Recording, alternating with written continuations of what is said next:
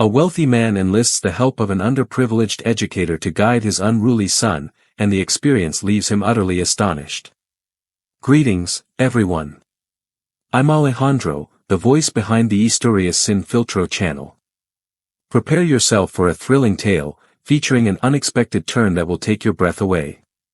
Before we dive in, I encourage you to give this video a thumbs up, subscribe to our channel, and share it with your friends and family.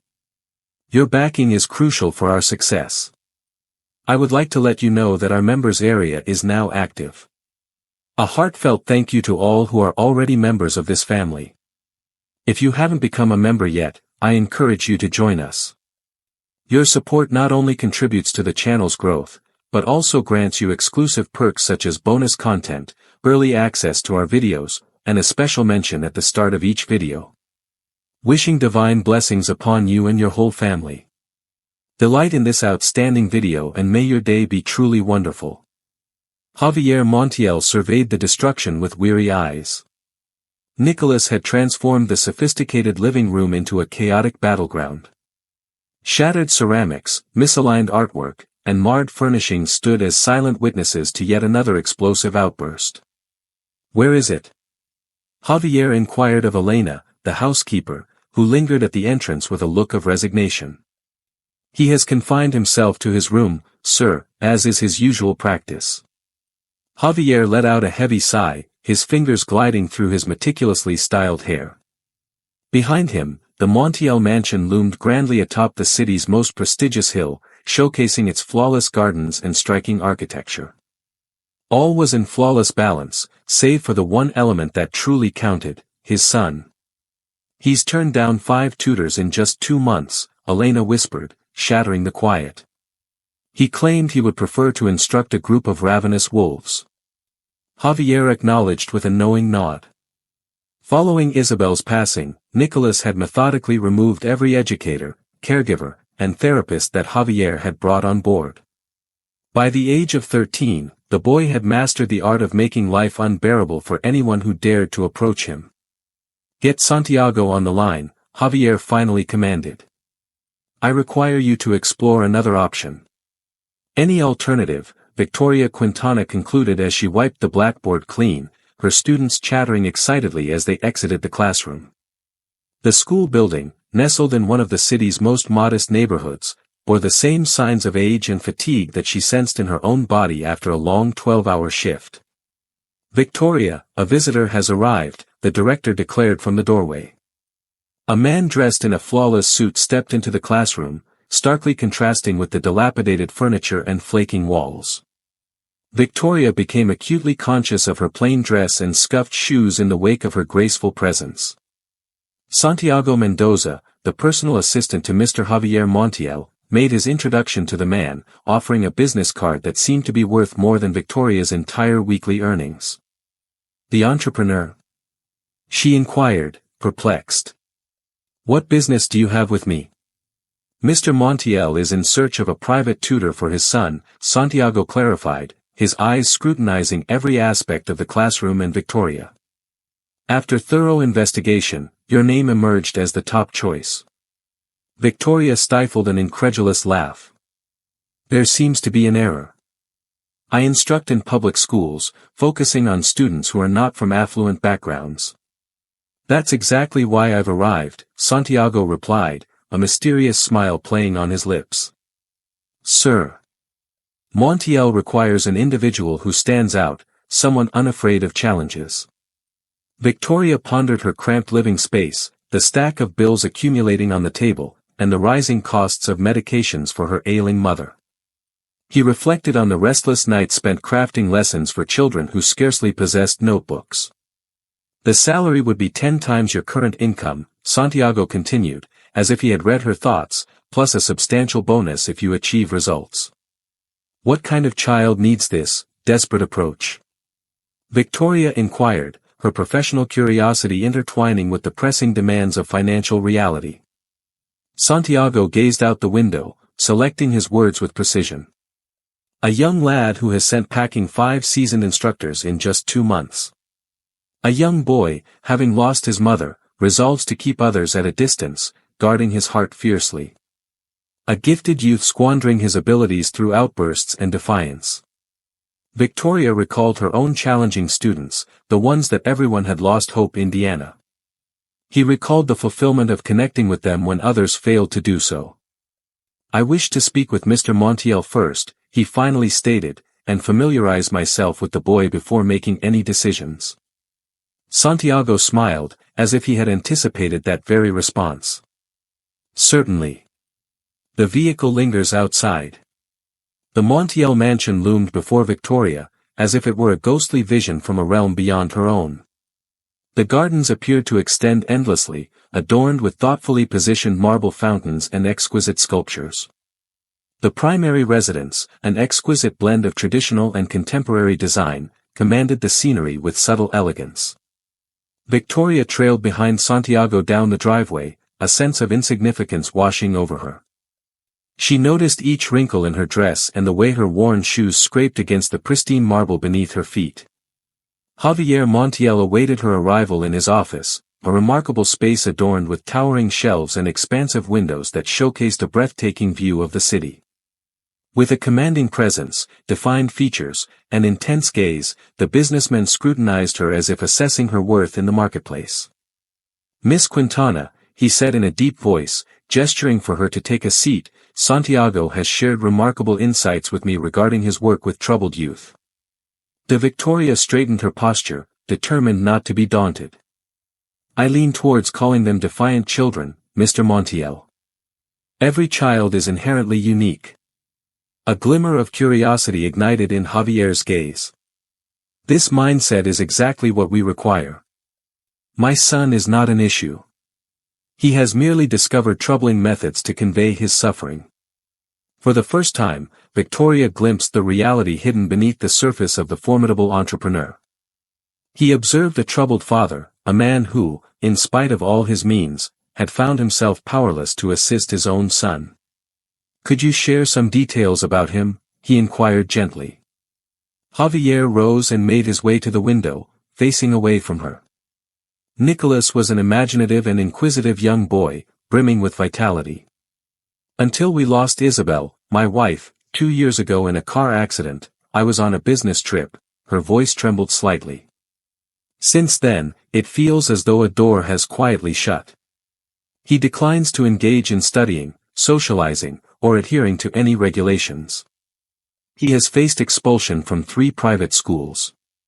Experts suggest it's a method of navigating sorrow, yet He faced her, an unanticipated softness reflected in his eyes. I feel like I'm losing my son, and I'm at a loss for how to bring him back into my life. Victoria sensed a flicker of emotion awaken within her. He perceived the familiar helplessness that he had witnessed in countless parents, though never amidst such lavish surroundings. I would like to meet him, he finally stated. Javier nodded, steadying himself once more. Be prepared, this will be a challenging endeavor. He has mastered the skill of driving away anyone who attempts to offer him assistance. Children who challenge the rules often have the most captivating stories, Victoria replied with a slight grin. Nicholas Montiel was far from what Victoria had envisioned. Rather than encountering a brooding and defiant adolescent, he came across a slender boy, possessing large dark eyes that seemed far too mature for his youthful visage. He perched on her window sill, enveloped by a chaotic array of books and sketches, observing her with an intriguing blend of curiosity and disdain.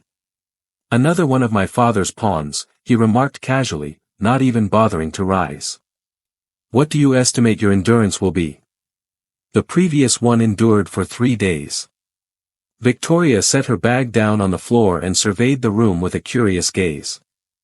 The space was remarkable, sprawling like his entire apartment, adorned with state-of-the-art technology, a collection of fine literature, and playthings that would make any child green with envy.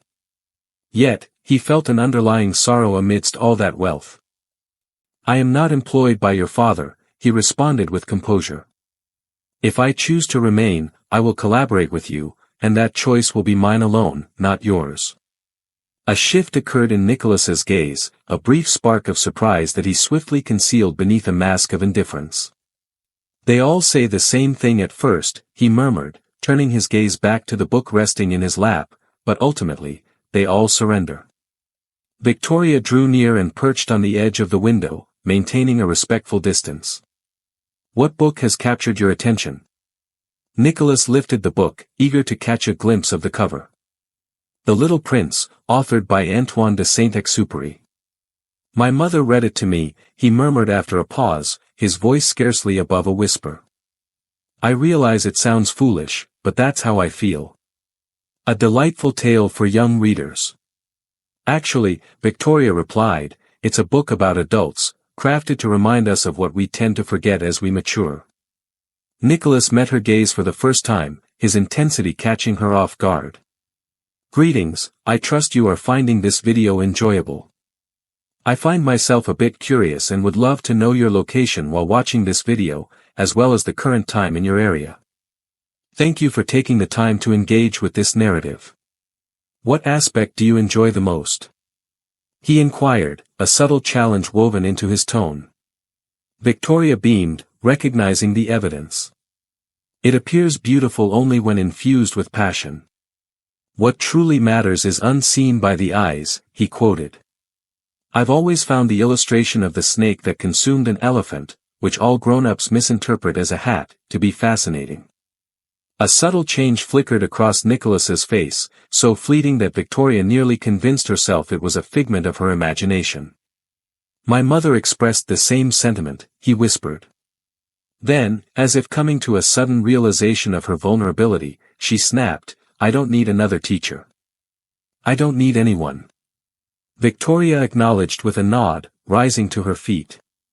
That is a commendable choice. Each of us possesses the freedom to select our own journey. He approached the door and paused. What a pity, indeed. I couldn't help but wonder what secrets lie within those drawings you're keeping to yourself. Nicholas's expression was once more one of astonishment.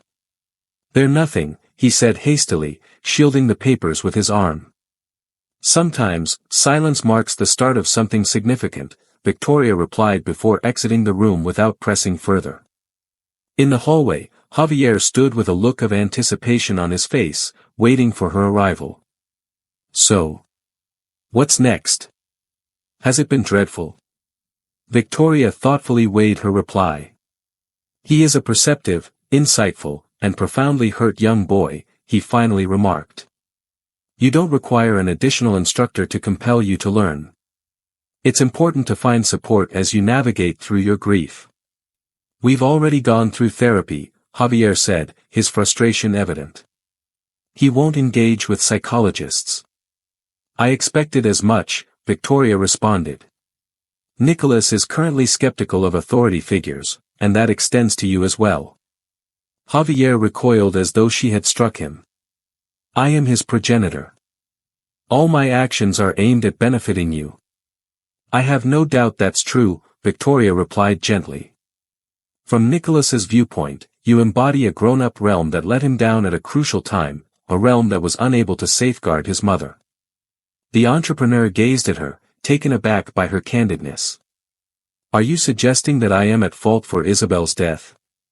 I'm suggesting that you likely hold yourself responsible, and you channel that emotion inward because it's simpler to feel anger than to confront sadness.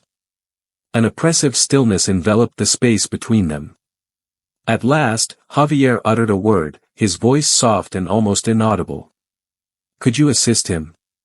Victoria recalled Nicholas's gaze, the anguish subtly masked by his animosity. I cannot guarantee outcomes, Mr. Montiel. I assure you that I will persist and not back down easily. Javier gave a slow, deliberate nod. It surpasses what I've accomplished up to this point. The opportunity is yours, should you desire it.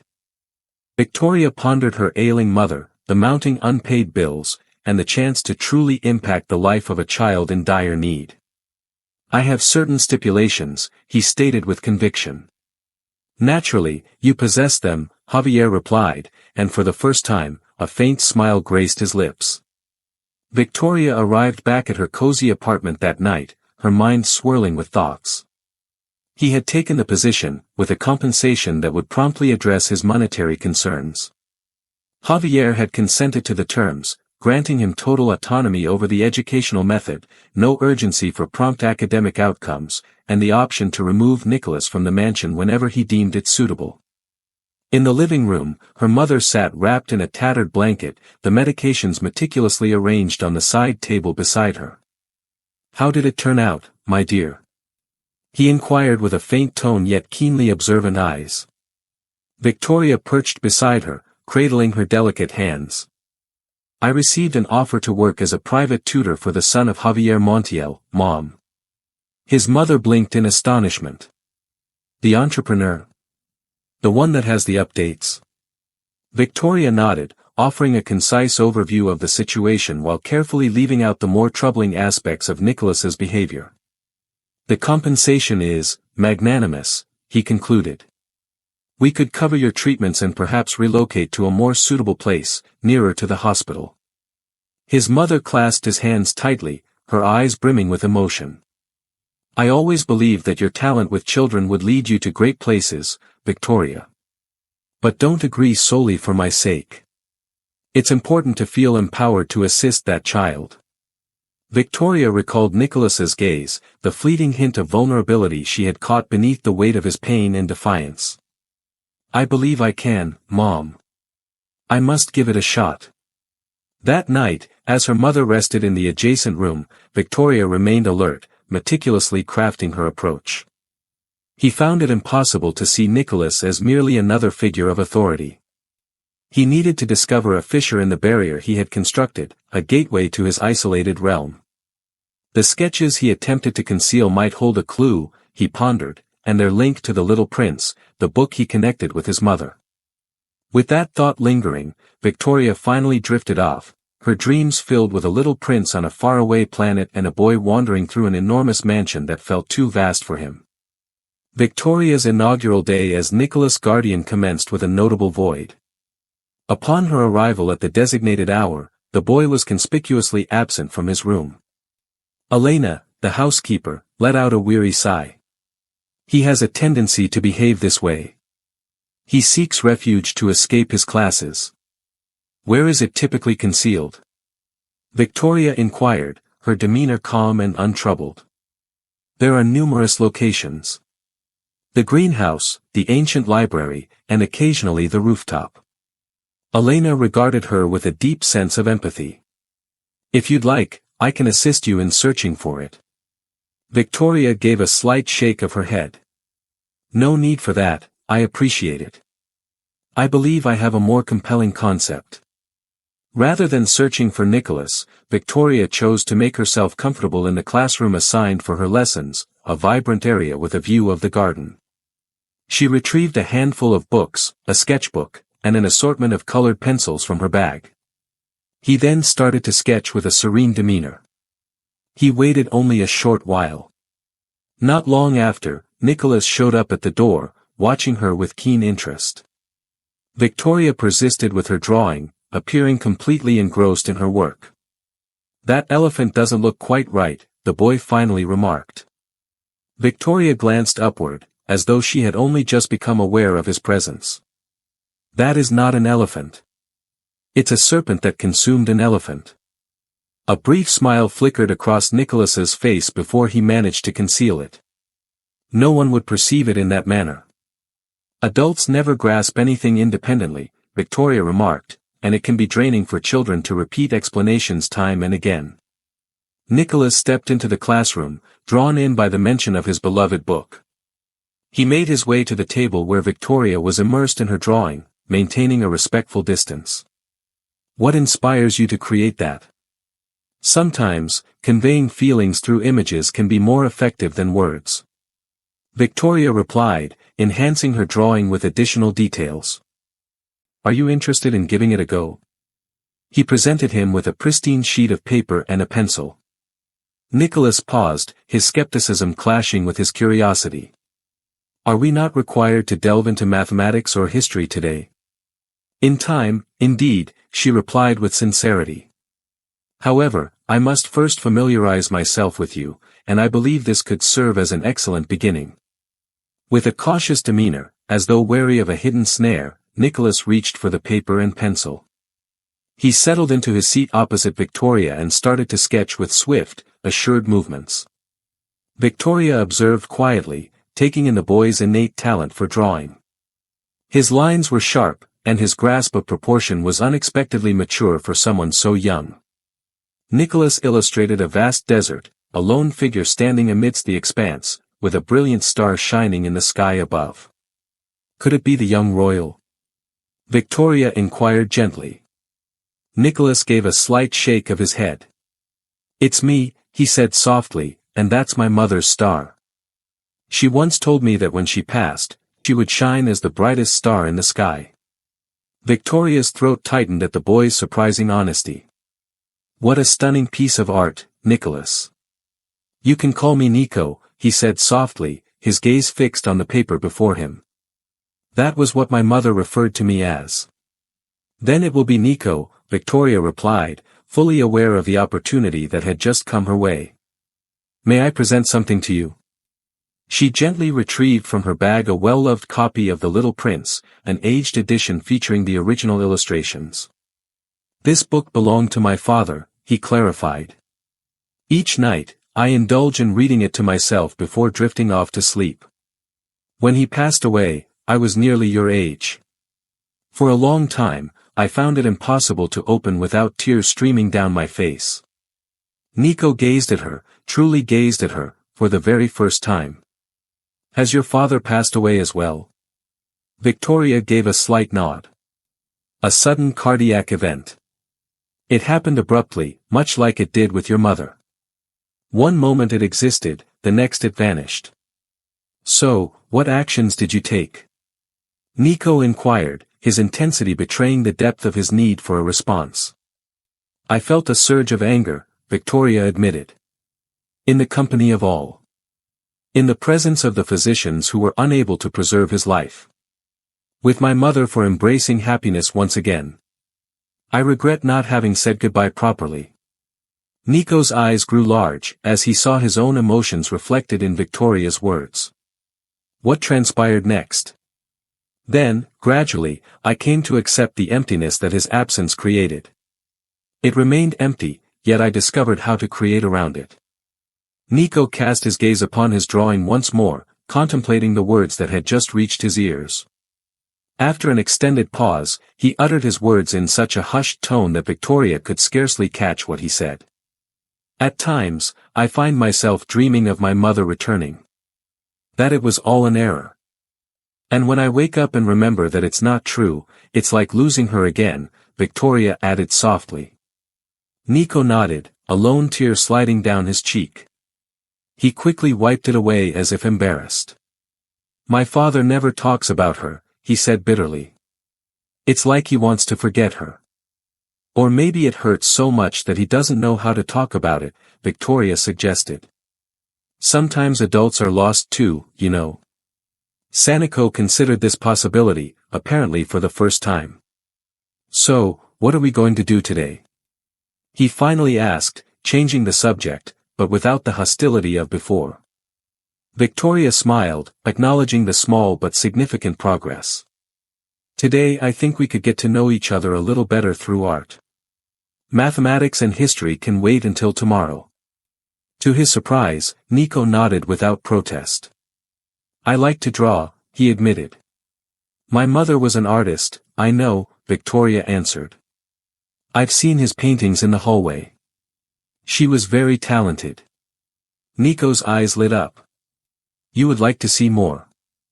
I have some in my room that no one knows about." Victoria felt that something important had just happened, a door opening after a long time closed. "I would love to," he answered sincerely. As she followed Nico out of the classroom, Victoria caught a glimpse of Javier watching them from the end of the hallway, an unreadable expression on his face. Their gazes met briefly and Victoria perceived something new in the businessman's eyes, a mix of surprise, gratitude and maybe, just maybe, a glimmer of hope. The Garden of Transformations had just received its first seed. The weeks passed with a new cadence in the Montiel mansion. Victoria had established a routine that, surprisingly, Nico accepted without much resistance. Mornings began with 2 hours dedicated to academic subjects, adapted to the child's pace and interests. The afternoons, on the other hand, were a space for creative projects, shared reading and, occasionally, expeditions outside the mansion. Helena watched the change with poorly concealed astonishment. In the kitchen, while Victoria was having coffee during a short break, the housekeeper approached curiously. "It's like you've done magic," she commented, pouring herself a cup. "A month ago it was impossible to get him to leave his room. Yesterday I saw him in the garden reading quietly." Victoria smiled, appreciating the comment, but aware of the fragility of her progress. "It's not magic, Helena. It's simply giving you the space to process your pain, without pretending it doesn't exist." Helena nodded thoughtfully. "The gentleman is impressed, although he does not say it openly. I've seen him watching them from his office." Victoria had noticed those looks. Javier kept a safe distance, as if fearing to interfere with the delicate balance that she had managed to establish with her son. Her interactions were limited to brief weekly reports, where she carefully measured her words, trying to convey progress without creating unrealistic expectations. "Mr. Montiel and Nico will need time to rebuild their relationship," Victoria commented. "The pain has separated them, although they are both suffering." Helena looked at her with a wisdom that revealed years, observing the family dynamics. "They are both so alike, proud, stubborn and terribly afraid to show vulnerability." He paused significantly. "Since Mrs. Isabel passed away, this house has been like a mausoleum. Until now." Victoria finished her coffee, considering Helena's words. He had noticed the coldness of the mansion, the absence of laughter and human warmth, despite its material opulence. It was as if grief had frozen time, keeping father and son trapped in the moment of their loss. "Helena, can I ask you a personal question?" The housekeeper nodded, intrigued. "What was Isabel like?" "Nico talks about her constantly, but always from the pain of her absence. I would like to know her better, understand who she was as a person." Helena's expression softened, a wistful smile lighting up her face. "Mrs. Isabel was pure light, Victoria.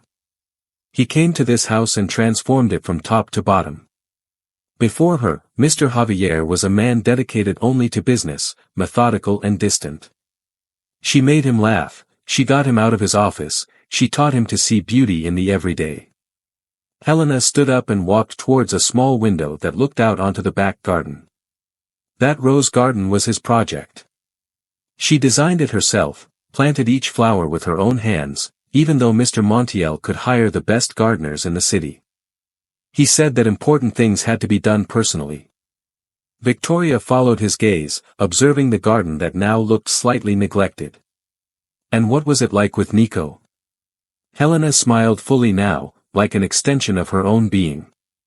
"He read to him constantly, taught him to paint, they made up stories together. The little one adored her, he followed her like a little shadow throughout the house."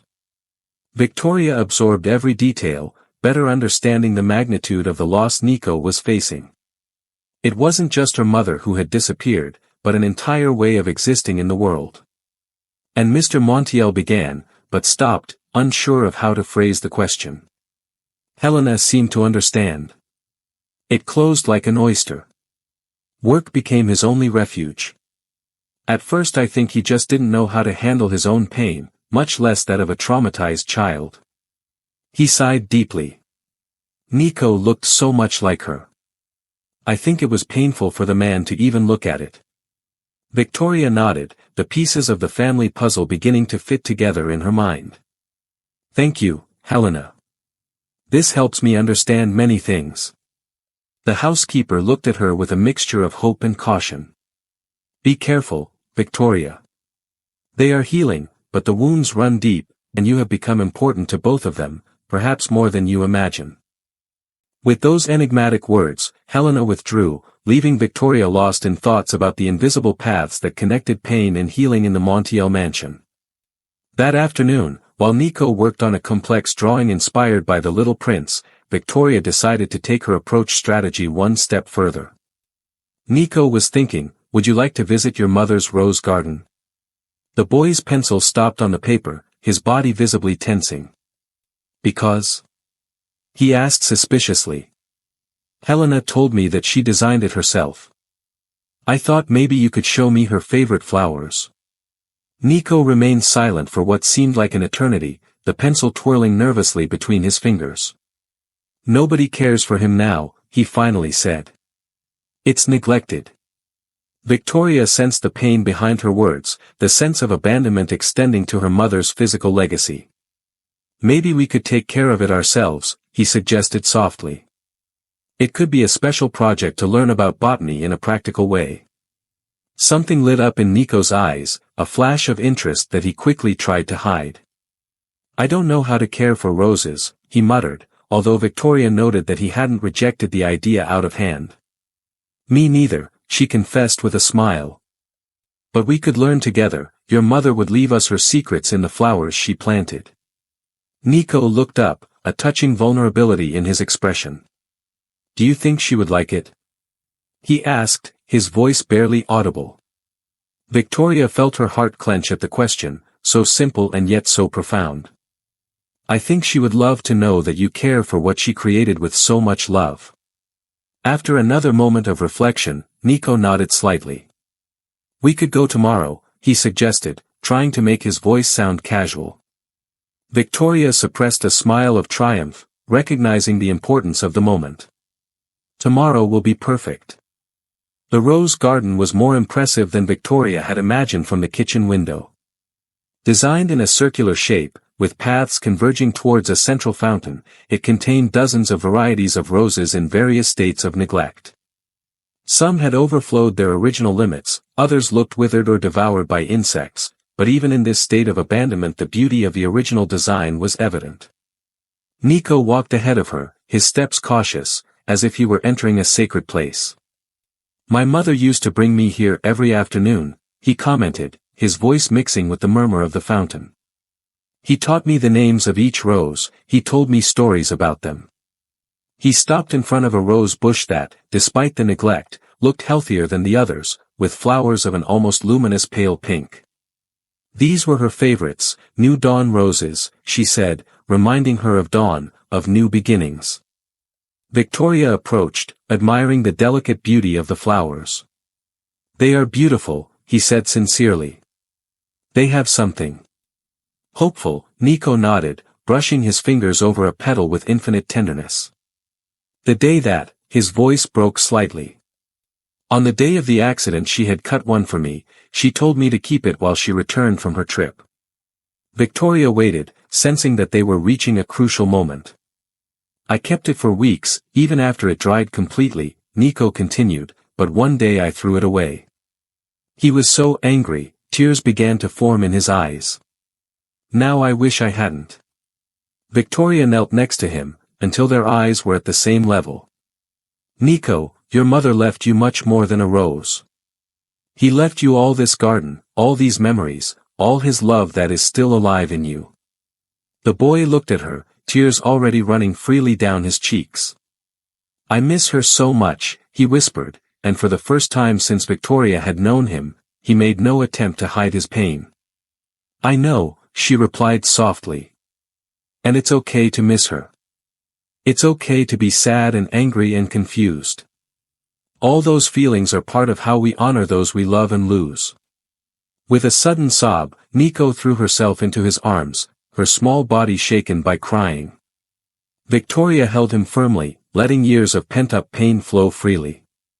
Neither of them noticed Javier's figure, watching them from the window of his office, with one hand resting on the glass and the other discreetly wiping away a tear. The garden project became the focus of their activities in the weeks that followed. Victoria bought gardening books, contacted a rose bush expert for advice, and together they began the restoration work. Nico threw himself into the task with a dedication that surprised even Victoria. He researched each variety, learned about pests and fertilizers, and spent hours pulling weeds with a patience beyond his age. Most significant, however, was the transformation in his attitude. The purpose of honoring his mother's memory through the garden seemed to have given him an anchor, a sense of continuity that he had lost with her death. One afternoon, while Victoria and Nico were working in the garden, Javier showed up unexpectedly. Victoria watched him approach with unsteady steps, as if he were entering unknown territory. "Dad," Nico said, surprised but not hostile. "What are you doing here?" Javier, dressed in casual clothes instead of his usual formal suit, looked around with a mixture of nostalgia and amazement. "Elena told me they were restoring the garden," her strangely soft voice responded. It looks much better." Victoria observed the exchange deliberately in the background. It was the first time that he witnessed an interaction between father and son who was not tired of tension or distance. "We are learning about the roses that Mom planted," Nico explained with a cautious enthusiasm. "Victoria says that each variety has its own personality." Javier looked at Victoria, a silent question in his eyes. She nodded, encouraging him. "Your mother used to say the same," Javier said, taking another step towards the rose bush where Nico worked. He said that roses were like people, they needed constant but not overwhelming attention. Nico looked at him surprised, as if he did not expect his father to remember those details. Are you interested in witnessing the new dawn?" he offered timidly. "We've recovered quite well." A change washed over Javier's face, a tension that gradually eased. "I'd love to." Victoria watched as Nico led his father through the garden, pointing out each variety of rose, proudly sharing their knowledge and accomplishments. Javier listened intently, posing occasional questions, his gaze fixed on his son's animated expression. It was a delicate start, but a start nonetheless. That evening, as Victoria got ready to head back to her apartment, Javier caught her in the lobby. "Mr. Quintana, she has a moment." Victoria nodded, trailing behind him to his office. In contrast to their initial encounter, Javier appeared less intimidating now, more relatable. His hands bore the marks of earth, a reminder of his afternoon spent in the garden. "I wanted to thank you," he began once they were seated. "What he has accomplished with Nico in such a brief period is remarkable." Victoria offered a gentle smile. "He's not an extraordinary child, Mr. Montiel. I simply required a means to articulate your suffering in a productive way." Javier regarded her with deep contemplation. "Isabel's garden," he murmured. "I should have considered it." "You were already grappling with your own pain," Victoria replied softly. "Sometimes what is clear eludes us when we are in distress."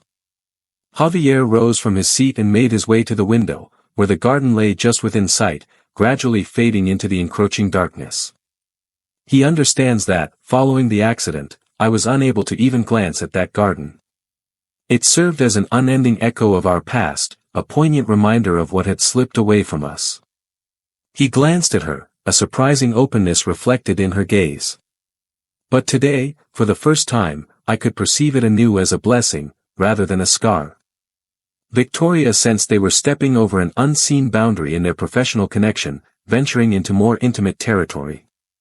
"Losses shape us, Mr. Montiel, yet they need not dictate our identity indefinitely." Javier gazed at her with intensity, as though he were discovering something entirely fresh within her. "Javier, just look at me. Given all he has done for my family, the formalities feel out of place." Victoria acknowledged the invitation to deepen their connection, yet remained mindful of the boundaries that should be upheld. "There is more than she wanted to share with him," Javier continued, regaining her usual composure. "I've been contemplating the next step for Nico's education. His birthday is coming up, and I believe he might be ready to re-enter some form of school setting, maybe a part-time program that complements your work with him." Victoria contemplated the proposal, assessing Nico's advancement. "I believe it would be advantageous for him to interact with other children," he concurred, "but we must ensure we locate a suitable environment that honors his healing journey and particular requirements." Javier observed her, feeling both admiration and intrigue. "I was considering the Montessori Academy. He is petite, with a tailored approach, yet would appreciate his perspective on alternative choices." I know the academy, Victoria replied. They have an excellent program, but I would suggest that Nico participates in the decision. He has been recovering his sense of agency. Imposing a new school without consulting could be counterproductive. Javier seemed surprised by the suggestion, but nodded slowly. He is right, I'll talk to him. He paused as if he were gathering value for something else. I would like it to be present when I do. Nico trusts you in a way that you don't trust me yet. Victoria perceived vulnerability after that admission. I'll be there, he promised. But I don't underestimate the progress they are doing, Javier. Today in the garden it was very significant.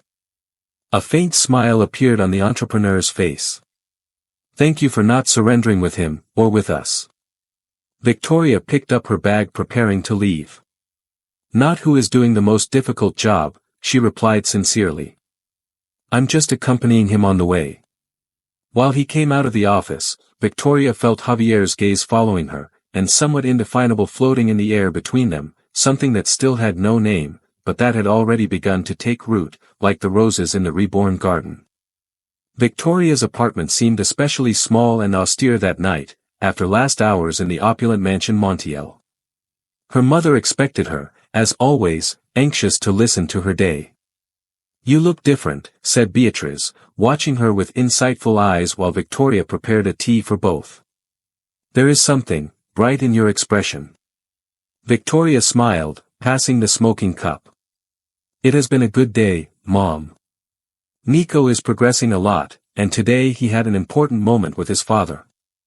Beatrice took a sip of tea, without looking away from his daughter. And what about Mr. Montiel? Is it also progressing? Victoria felt unexpected heat on her cheeks. Javier is learning to reconnect with his son. It is a difficult process for both. Xavier? Beatrice repeated, arched an eyebrow. He is no longer Mr. Montiel. From what I see, Victoria sat in front of her mother, aware that little she could hide. He asked me to call him that way. It's normal after working so closely with the family. Beatrice murmured, without seemingly convinced. Just be careful, daughter. Do not forget that, however kind it is now, you are still an employee in that house. His mother's words resonated with Helena's warnings, creating an uncomfortable sensation in Victoria's chest. I know, Mom. I maintain my clear professional limits. Beatrice placed his wrinkled hand on Victoria's. I don't mean only the professional. I know you, Victoria. Your heart has always been your guide, for better or worse. Victoria looked away, uncomfortable with the direction of the conversation. I'm just doing my job by helping a child who needs it. And that's beautiful, Beatrice concluded. Just remember that you also have your own needs, your own dreams. Victoria thought of the Garden of Roses, in the gradual transformation of Nico, in the gaze of Javier. He thought about the feeling of purpose that he had found in that fractured family, so different from the satisfaction he felt in the conventional classroom. For now this is what I want to do, he finally replied. Give Nico to heal, help him reconnect with his father, it's important to me. Beatrice nodded, a timeless understanding reflected in her weary gaze. I recall, my dear, that you cannot mend others while sacrificing your own well-being. Even the most exquisite garden requires its own sturdy foundation. Victoria embraced her mother, a quiet expression of gratitude for her caring nature. As he settled in for the night, Beatrice's words lingered in his thoughts, intertwining with visions of the rose garden, Nico's tentative smile, and the piercing gaze of Javier. I was upholding its boundaries as distinctly as I perceived them. As roses spill beyond their intended borders, so too were their emotions starting to flourish in unexpected ways. With those questions swirling in his mind, Victoria finally succumbed to slumber, her dreams filled with gardens thriving beneath his touch and edges that softened like the dawn mist. Nico's birthday celebration radiated a unique brilliance. The Montiel mansion, once shrouded in silence and gloom, now sparkled with decorations, gentle melodies, and the lively hum of engaging conversations. At Nico's request, it was a private gathering, featuring only immediate family, a few colleagues from the Montessori Academy, where he now attended part-time, and, naturally, Victoria. At the heart of the Roses garden, now beautifully restored, Javier had set up a table that was both elegant and inviting. The new dawn thrived richly, standing as quiet observers of the change that had taken place over those months. Victoria observed from her secluded spot, a blend of pride and nostalgia washing over her. Nico chuckled alongside his newfound companions, his expression glowing with a happiness that once felt unattainable. Javier, appearing more at ease than she had ever witnessed, engaged enthusiastically with the other children's parents, occasionally casting beaming glances at her son. Elena glided over, presenting a glass of champagne with a graceful flourish. "It's reminiscent of the old days," said the housewife, her voice brimming with excitement. "The house has life again." Victoria nodded, recognizing that his time there was coming to its inevitable end. Nico had thrived. Each day, his bond with Javier grew stronger. The Montessori Academy has shared remarkable advancements. In numerous respects, his task was finished. "Victoria," Javier interrupted her reverie, "we're ready for the toast." She accompanied him to the heart of the garden, where Nico stood with a small cake adorned with flickering candles. Before extinguishing the candles, Javier declared, "I wish to express my gratitude to all for joining us on this memorable evening." He gazed intently at Victoria, his luminous eyes shining beneath the garden lights. "Particularly you, Victoria. A few months back, this celebration seemed impossible. You illuminated our shadows." Nico beamed, nodding eagerly.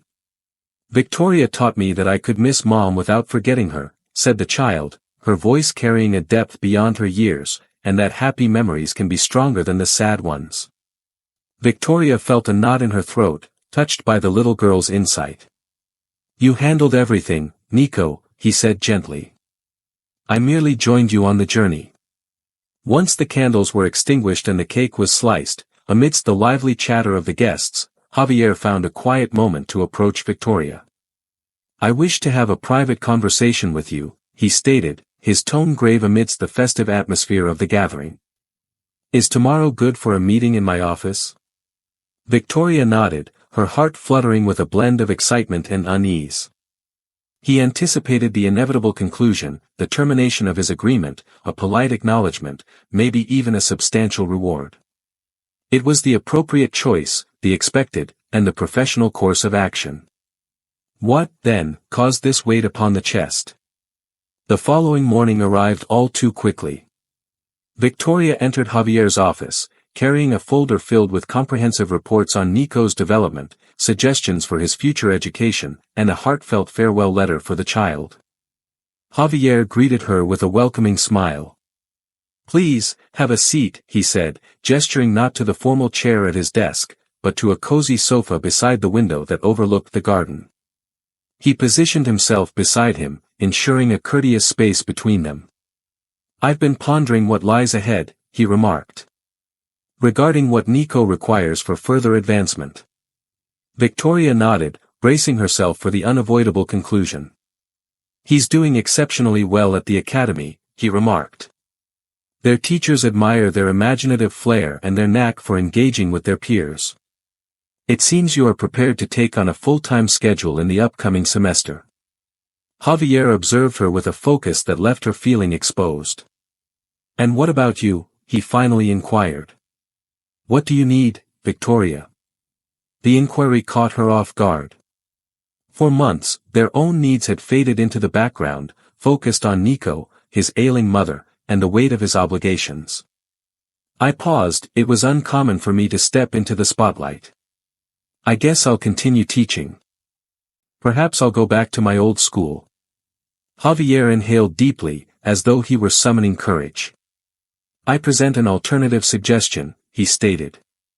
"The Montiel Foundation is launching a program aimed at supporting children who are experiencing loss. Healing through creativity and the great outdoors, drawing inspiration from your accomplishments with Nico." He halted, his gaze unwaveringly fixed on them. "I would like you to run it," Victoria said, her eyes widening as she processed his words. Javier, I lack formal training in therapy, I'm just. You are precisely what these children require, he gently interrupted. Someone who comprehends pain from within, who can turn it into growth. Victoria rose and moved toward the window, seeking space to digest the unexpected offer. It's a generous proposal, but... There's more, Javier continued, also standing up. These months with you have transformed more than Nico's life. They have transformed me, Victory. He moved closer, keeping a respectful distance, yet near enough for her to perceive the sincerity in his eyes. I'm not presenting merely a position. I am extending an opportunity for a fresh start, if you desire, free from pressures and immediate expectations, solely the chance to explore where this journey may lead us, transcending our professional connection. Victoria sensed her heart racing, her mother's cautions, along with Elena's, echoing in her thoughts. And yet. And Nico? He asked. Have you considered the impact I might have on you? Javier's smile widened. It was your idea, truly. He expressed that the two individuals who desire happiness the most should seize the chance to find joy together. Victoria found herself unable to suppress her laughter at the child's cleverness. It feels as though he has been imparting more knowledge to me than I have to him. Javier stepped closer, maintaining a respectful distance, poised for a cue. What do you think, Victoria, about starting a new garden together? She gazed out the window at the Rosa's garden, where the healing process had first taken root. He reflected on his mother, now receiving comprehensive medical care due to his efforts here. He reflected on Nico, who had evolved from a wounded child into a vibrant and joyful individual. He reflected on Javier, a man who had discovered the courage to embrace love once more, in spite of the hurt. Javier took his hand delicately, as if he were holding something infinitely precious. While so much, Victoria added with a radiant smile, that program for dual sounds like a wonderful initiative. Through the window, they saw Nico to enter the garden, kneeling to examine a new outbreak in New Dawn's rose bush. The boy looked up. He saw them together and smiled widely, greeting them with enthusiasm. Some losses are irreparable, Victoria thought, but even in the hardest winter, new seeds wait for their time to bloom. Life, like the garden, always finds its way to light. Javier gently squeezed his hand, and together they went out to the garden, where Nico waited for them, ready to show them his new discovery. The Garden of Transformations had completed its cycle, but the story was just beginning. And so this incredible story ends. If you liked it, do not forget to subscribe to the channel, leave us a comment and share this video with your acquaintances. Your support is what motivates us to continue creating this content for you. I thank you very much for having dedicated your time to watch this video. If you want to continue enjoying our stories, I invite you to click on the video that is appearing right now. May God bless your life and that of your whole family. Alejandro, I wait for you in the next video of Stories Without Filter. See you soon.